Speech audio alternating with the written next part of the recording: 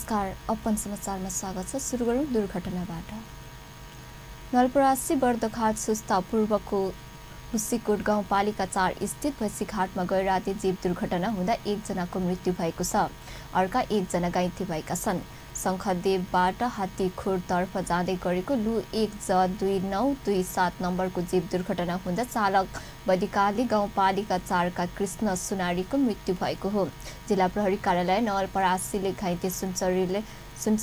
घाइते सुनारीलाई उपचारका लागि काली गण्डकी अस्पताल कवासुती लगिएकोमा उपचारको क्रममा मृत्यु भएको जनाएको छ। दुर्घटनामा बसका सहचालक मेघबहादुर मर्स्याङ्गी घाइते भएका छन्। भरतपुरको सीएमएमसी अस्पतालमा उपचाररत उनको अवस्था मध्यम रहेको सूचना अधिकृत प्रहरी नायक उपनिरीक्षक लीलाराज खन्नाले जानकारी दिए।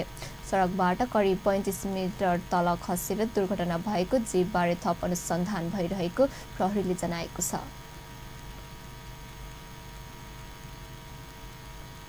सामान्य घरायसी विवादमा बुवाले छोरालाई वञ्चर प्रहार गर्दा छोराको मृत्यु भएको छ। टिकापुर नगरपालिका 8 कालीमाटीमा शनिबार साँझ 75 वर्षीय पहलले लुहारको आक्रमणबाट 50 वर्षीय छोरा कृतबहादुर लोहारको मृत्यु भएको हो। बाबुले छोरालाई वञ्चरोले टाउकोमा हिर्काएको र उपचारको क्रममा मृत्यु भएको जिल्ला प्रहरी कार्यालय कैलालीका प्रवक्ता एवं डीएसपी हरिबहादुर बलीले जानकारी दिए। वञ्चरो प्रहारबाट घाइते भएका लुहारलाई उपचारको लागि टिकापुर अस्पताल लगिए पनि त्यहाँ उपचार सम्भव नभएपछि अस्पतालले थप उपचारका लागि नेपालगञ्ज मेडिकल कलेज रेफर गरिएको थियो। लुहारको उपचारकै क्रममा राति करिब 12:30 बजेतिर मृत्यु भएको थियो। मृतक लुहारको शवलाई पोस्टमार्टमका लागि टिकापुर अस्पताल राखिएको र वञ्चरो प्रहार गर्ने बुवा पहलले प्रहरीले नियन्त्रणमा लिएको छ। मृतक लुहार लामो समयदेखि सपरिवार रोजगारीका लागि भारतमा रहेको थियो। गत हप्ता मात्रै उनी श्रीमती सहित नेपाल आएको पारिवारिक स्रोतले जानकारी दिएको छ। सधैँजसो मदिरा सेवन गर्ने मृतक लुहारका मदिरा नपिउन बुवाले गरेको आग्रहलाई नमान्दा भएको सामान्य विवादमा उनको मृत्यु भएको बताइएको छ।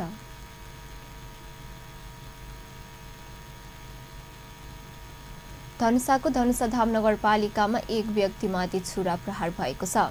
धनुषाधाम नगरपालिका वडा नम्बर 1 मगराहाका 30 वर्षीय शिव सदामाथि अज्ञात समूहले छुरा प्रहार गरेको हो।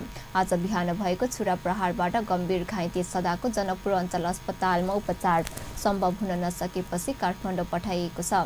घटनाको अनुसन्धान भइरहेको छ।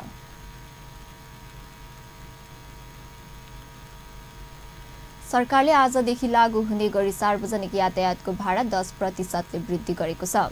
पेट्रोलियम पदार्थ मूल्य वृद्धिसँगै भाडा समायोजन गर्नुपर्ने व्यवसायीहरूको दबावपछि सरकारले सार्वजनिक सवारीमा 10% को भाडा वृद्धि गरेको हो। यातायात व्यवसायी र सरकारी बीच हिजो सार्वजनिक यातायातको भाडा बढाउने सहमति भएको थियो। यातायात व्यवसायी राष्ट्रिय महासंघ र सरकारी पक्ष बीचको वार्तामा 4 बुँदे सहमति भएको छ। पेट्रोलियम पदार्थमा पछिल्लो पटक बढेको मूल्य वृद्धिपछि व्यवसायीले भाडा समायोजन हुनुपर्ने भन्दै दशैंको लागि अग्रिम टिकट खुलाउन मानेका थिएनन्। 10% भाडा वृद्धि गर्ने सरकारको निर्णय स्वागत योग्य भएको भन्दै यातायात व्यवसायी महासंघका महासचिव सरोज सिटौलाले अब दशैंका लागि अग्रिम टिकट खुलाउने बताउनुभयो।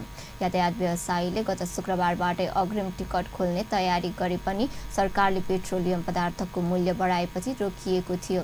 पेट्रोलियम पदार्थमा लगातारको मूल्य वृद्धिसँगै यातायातको पनि भाडा बढेपछि सर्वसाधारण यात्रु भने मारमा परेका छन्।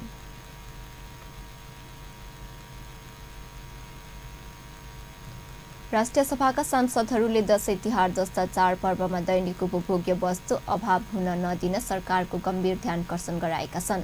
राष्ट्रिय सभाको आइतबारको बैठकमा शून्य समयमा बोल्दै राष्ट्रिय सभाका सांसद दिलकुमारी रावल थापाले दशैं तिहार जस्ता चाडपर्वमा दैनिक उपभोक्ता वस्तुको अभाव हुन नदिन सरकारलाई सचेत गराउनु भएको हो। उहाँले चाडपर्व अवसर पारेर हुन कालाबजारी नियन्त्रणका लागि प्रभावकारी कदम चाल्न पनि सरकारसँग आग्रह गर्नुभयो।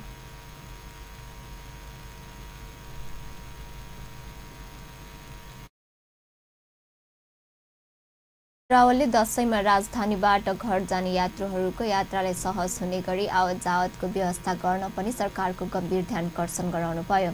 सांसद प्रकाश पन्तले जिल्ला स्थित महिला तथा बालिका कार्यालय खारिज भएसँगै रोकिएको शारीरिक रूपमा अशक्त भएका व्यक्तिहरूले परिचय पत्र तत्काल दिने व्यवस्था गर्न पनि सरकारसँग माग गर्नुभयो। उहाँले शारीरिक रूपमा अशक्त नागरिकलाई परिचय पत्र दिने व्यवस्था नहुँदा उनीहरू राज्यबाट पाउने सुविधाबाट वञ्चित हुन पुगेको तर्फ पनि सरकारले सचेत गराउनुभयो। अर्कै सांसद नयन कला ओझाले मुरुङ स्थित ऊर्जा बजारी कानेपोखरी पत्थरी शनिसरी बेलबारी लगायतका स्थानमा रहेका सुकुम्बासीलाई तत्काल जग्गा धनीलाल पूर्जाको व्यवस्था गर्न सरकारसँग माग गर्नुभएको थियो। विश्रामपछि समाचारमा स्वागत छ। अब बाँकी समाचार। प्रधानमन्त्री केपी ओली संयुक्त राष्ट्र सङ्घको 73औं महासभामा भाग लिने नेपाली प्रतिनिधिमण्डलको नेतृत्व गर्दै अमेरिकाको न्युयोर्क प्रस्थान गर्नुभएको छ। प्रधानमन्त्री ओलीले असोज 11 गते महासङ्घलाई सम्बोधन गर्ने कार्यक्रम रहेको छ। सोही दिन राष्ट्रसङ्घका महासचिव एन्टोनियो गुटेरेससँग पनि भेटवार्ता गर्नुहुनेछ। प्रधानमन्त्री ओलीले असोज 8 गते सोमबार नेल्सन मण्डेला शान्ति शिखर बैठकका रूपमा उच्च स्तरीय पूर्ण बैठकलाई सम्बोधन गर्नुहुने कार्यक्रम छ। प्रधानमन्त्री ओली तथा श्रीमती राधिका साक्य सोही साँझ अमेरिकी राष्ट्रपति डोनाल्ड ट्रम्प तथा श्रीमती मेलानिया ट्रम्पको आयोजना गर्ने स्वागत समारोहमा सहभागी हुनुहुने कार्यक्रम छ। त्यस्तै प्रधानमन्त्री असोज 9 गते मङ्गलबार संयुक्त राष्ट्रसङ्घका महासचिव गुटेरेसले आयोजना गर्ने दिवा भोजन सहभागी हुनुहुनेछ। प्रधानमन्त्री ओलीले सोही दिन महासचिव गुटेरेसले आयोजना गर्ने शान्तिका लागि कार्य गर्न नामक उच्च स्तरीय बैठकलाई सम्बोधन गर्ने कार्यक्रम रहेको छ। यस्तै सोही दिन न्युयोर्कमा एसिया सोसाइटी आयोजना गरेको शान्ति प्रजातन्त्र तथा विकास विषयक अन्तर्क्रिया कार्यक्रमलाई पनि सम्बोधन गर्नुहुनेछ। प्रधानमन्त्री ओलीले असोज 10 गते स्विजरल्यान्डका राष्ट्रपति एलेन बर्सेटसँग पनि द्विपक्षीय भेटवार्ता गर्ने कार्यक्रम छ। प्रधानमन्त्री ओली असोज 13 गते औपचारिक भ्रमणका लागि न्युयोर्कबाट कोस्टारिकाको सान हेजेतर्फ प्रस्थान गर्ने कार्यक्रम छ। प्रधानमन्त्री ओलीले उपप्रधान तथा रक्षा मन्त्री ईश्वर पोखरेल र सभामुख कृष्णबहादुर महराले बिदाई गर्नुभएको थियो। अर्थमन्त्री डाक्टर युवराज खतिवड़ाले चोरीका सामान बिक्री गर्ने व्यापारीलाई कडा कारबाही गर्ने चेतावनी दिनुभएको छ। अर्थमन्त्री खतिवड़ाले सुनगाडी वा अन्य कुनै पनि चोरी गरेर ल्याइएको सामान बिक्री गरे सरकारले त्यस्ता व्यापारीलाई कडा कारबाही गर्ने चेतावनी दिनुभएको हो। शनिबार काठमाडौँमा आयोजित नेपाल खुद्रा व्यापार सङ्घले 39औं वार्षिक साधारण सभालाई सम्बोधन गर्दै उहाँले सरकारले इमान्दारी व्यापारीलाई मात्रै संरक्षण दिने पनि स्पष्ट पार्नुभयो। खाने क्रममा हामीले बिहान सधैँ किनेर तर भन्सार चोरी गरेर ल्याएको सामान किनेर व्यापार गर्छु भन्ने दोष त भयो नि त उहाँहरूलाई। नागरिकको कर्तव्य त त्यहाँ पालना भएन नि। त्यसो हुनाले हामीले पनि तपाईँहरूको पनि के हुन्छ कर्तव्य भने यो सामान कसरी आएको हो, सही ढङ्गले भन्सार तिरेर आएको सामान हो कि होइन, यो सामानको बिलबिजर ठिक छ कि छैन, भोलि हामीलाई अप्ठ्यारो पर्ने हो कि। चोर ल्याएको सुन किन्ने पनि पकडा खान्छ, चोर ल्याएको गाडी किन्ने पनि पकडा खान्छ, चोर ल्याएको सामान किन्ने सबै पकडा खान्छ। अनि चोर ल्याएको खुद्रा बेच्ने सामान चाहिँ तपाईँहरूले बेचिरहँदा वाणिज्य विभागले त फेरि खोज्छ, अर्थ मन्त्रालयले पनि खोज्छ। त्यहाँ चाहिँ तपाईँहरूले पनि आफ्नो नागरिक कर्तव्य पालना गरेर यस्ता सामान हामी लिँदैनौँ भन्नुपर्छ। तर अब तपाईँ इमान्दारीपूर्वक व्यापार गर्ने मान्छेलाई सुरक्षित गरिदिने काम फेरि हाम्रो हुन्छ।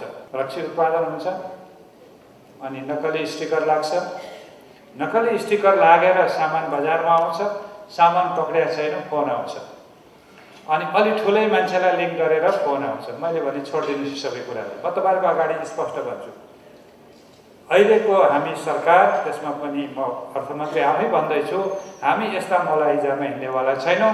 यदि राजनीतिक प्रभाव पारेर हामीले गरेको गलत काम छुपाउन सक्छौँ भन्नुहुन्छ भने तपाईँहरू कोही पनि हुनुहुन्छ भने गलत हुनुहुन्छ। यो सन्देश स्पष्ट बुझ्नु होला। ठुल्ठुला व्यापारीहरू जसले राज्यलाई हामी नै चलाउँछौँ भन्ने सोच्नु भएको थियो, कानुन अनुसार उहाँहरू चल्नुपर्दछ। कानुनभन्दा माथि म पनि छैन, उहाँहरू पनि हुनुहुन्न।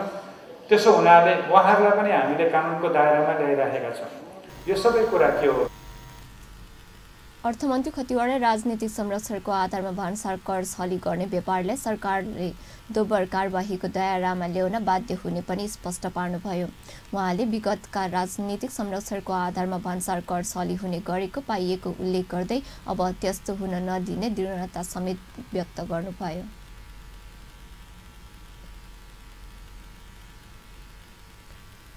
विश्रामपछि समाचारमा स्वागत छ। अब बाँकी समाचार। राष्ट्रकवि माधव प्रसाद घिमिरे 100 वर्षको हुनुभएको छ। विक्रम सम्वत 1976 साल असोज 7 गते लमजुङको पुस्तुनमा जन्मिनुभएका राष्ट्रिय कवि घिमिरेको 100औं जन्मोत्सवको अवसरमा आइतबार लैनचौर स्थित निवासमै पुगेर आफन्त छिमेकी र शुभेच्छुकहरूले सुस्वास्थ्य र दीर्घायुको कामना गरेका छन्। उहाँले पनि 100 वर्ष पुगेको अवसरमा घरमै पूजापाठ गर्नुभएको छ। यसै अवसरमा आगामी असोज 13 गते राष्ट्रिय कवि घिमिरेको रथ यात्रा पनि हुँदैछ। गीत, कविता र महाकाव्यको रचनाबाट नेपाल राष्ट्र र नेपाली जनताको मनमनमा बस्न सफल राष्ट्रिय कवि घिमिरेका स्वच्छन्दतावादी भावधारा, परिष्कृतवादी शैलीका कुशल नेपाली साहित्यकार हुनुहुन्छ। बाल्यकालदेखि नै निरन्तरता रूपमा नेपाली साहित्यको कविता, खण्डकाव्य, गीति, नाटक, कथा, अनुवादन, लेख, प्रबन्ध जस्ता अनेकौं विधामा निरन्तरता कलम चाल्नु भएको उहाँ बहुप्रतिभाशाली हुनुहुन्छ। राष्ट्रिय कवि घिमिरेको गौर सो काव्य चर्चित कृति हो। करप्रिय गाउँछ गीत नेपाली बोलको गीतका रचनाकार उहाँका फुलका थुङ्गा बगेर गयो, आजै र राति के देखे सपना लगायतका गीत कालजयी रहेका छन्। राष्ट्रिय कवि घिमिरे उपकुलपतिको रूपमा नेपाल प्रज्ञा प्रतिष्ठानमा पनि लामो समय सक्रिय रहनुभयो। 100 वर्षको उमेरमा पनि राष्ट्रिय कवि घिमिरे साहित्य सिर्जनामा सक्रिय रहनु भएको छ। उहाँले अहिले ऋतुभर महाकाव्य लेखिरहनु भएको छ।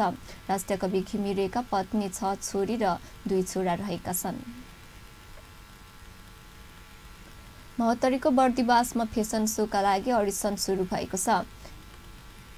L&N मोडल एजेन्सी प्राइभेट लिमिटेडले बर्दिवासमा पहिलो पटक आयोजना गर्न लागेको फेसन सो एन्ड म्युजिकल नाइटका लागि अडिसन सुरु भएको हो।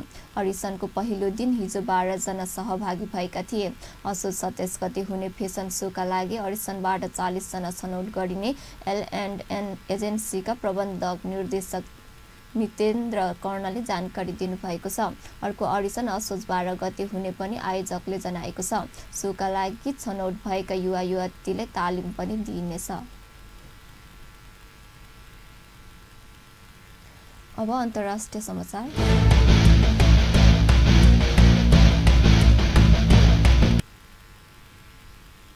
इरानको दक्षिण पश्चिम सहर अहवाजमा सैन्य परेडमाथि आक्रमण हुँदा 24 जनाको मृत्यु भएको छ। इरानको सरकारी सञ्चार माध्यमका अनुसार आक्रमणका सर्वसाधारण पनि मारिएका छन्। 50 जनाभन्दा बढी घाइते भएका छन्। मारिनेमा आधा भन्दा बढी इरानको रिभोल्युसनरी गार्ड्स सदस्य छन्। मारिएका अन्य सर्वसाधारण सैन्य परेड हेर्न गएका थिए। इरानको समाचार एजेन्सी पार्सका अनुसार आक्रमण स्थानीय समय अनुसार बिहान 9 बजे भएको थियो र करिब 10 मिनेटसम्म गोली चलेको थियो। आक्रमणमा 4 जना संलग्न रहेको अनुमान छ। आक्रमणकारीले मञ्चमा आसीन सैन्य अधिकारीहरूलाई निशाना बनाउने कोसिस गरेका थिए।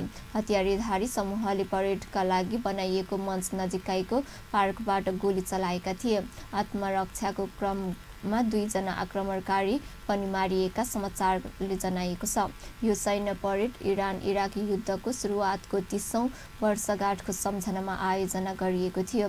इरानको रिभोल्युसनरी गार्ड्सका प्रवक्ता अनुसार यो आक्रमणमा सुन्नी अलगावादीको संलग्नता छ। यद्यपि आक्रमणको जिम्मा सरकार विरोध समूह अरब ग्रुप अवान national resistance IM Islamic State लगायतले पनि लिएका छन्।